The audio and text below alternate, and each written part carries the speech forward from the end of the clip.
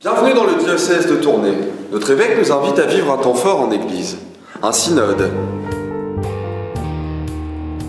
Pour que tous aient la vie en abondance, écoutons son esprit, soyons signes d'alliance. Pour que tous aient la vie en abondance, construisons son Église, saisissons cette chance.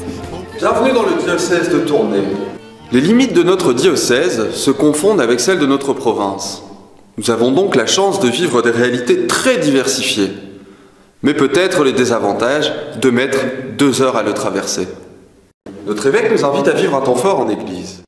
Ici, Église s'écrit avec un grand E, en référence à nos assemblées. Si nous l'écrivons avec un petit E, il s'agit de nos églises, lieux de culte. Un synode. Qu'est-ce qu'un synode? Pourquoi un synode? Et nous là-dedans? Vous? Moi? Une communauté chrétienne ne se définit pas par ce qu'elle voit. Une communauté chrétienne se définit parce que le Seigneur lui confie. Et une communauté chrétienne, pour faire vraiment très bref, c'est le corps de Jésus.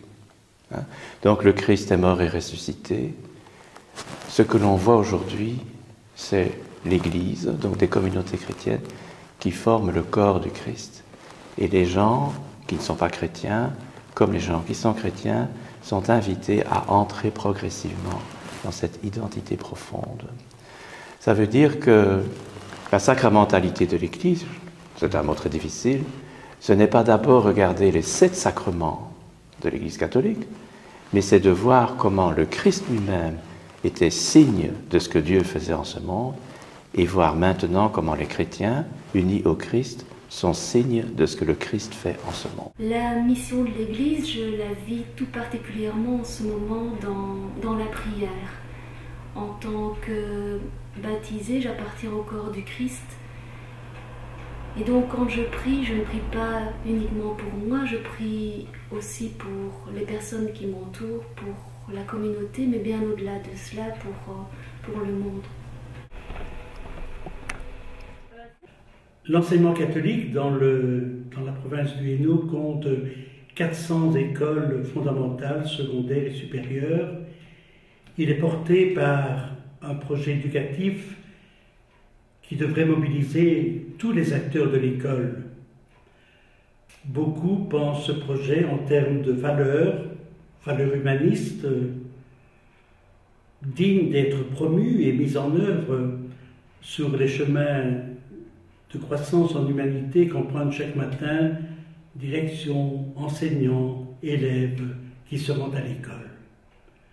C'est évidemment juste, mais est-ce cela la source même d'un enseignement qui se veut chrétien? Le premier membre du personnel ne serait-il pas le Christ lui-même? Plus est en toi, murmure-t-il. C'est le message de l'Évangile aujourd'hui. Pour nous, c'est 3 choses. C'est l'annonce de la foi, l'annonce de la parole, propager la bonne nouvelle. Ça se vit aussi dans les célébrations, qu'elles soient eucharistiques ou non eucharistiques. Et c'est le vivre au jour le jour avec nos frères les plus démunis, que ce soit économiquement ou physiquement ou mentalement. La pastorale des jeunes, je constate par rapport à toutes les activités que j'ai à vivre, ça me prend beaucoup de temps. Mais en même temps, c'est le type de pastorale qui m'est le plus riche.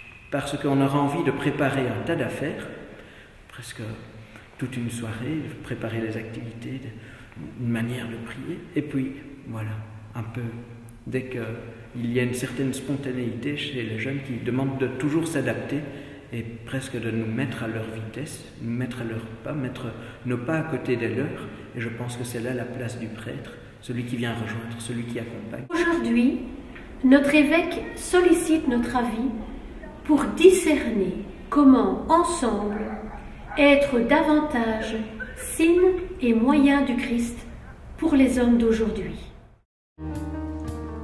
Voilà de belles perspectives. Reprenons cependant le cours des événements au présent. Nous ne sommes qu'au début du synode. Pour que tous aient la vie en abondance. À bientôt. Pour que tous aient la vie en abondance. construisons son Église.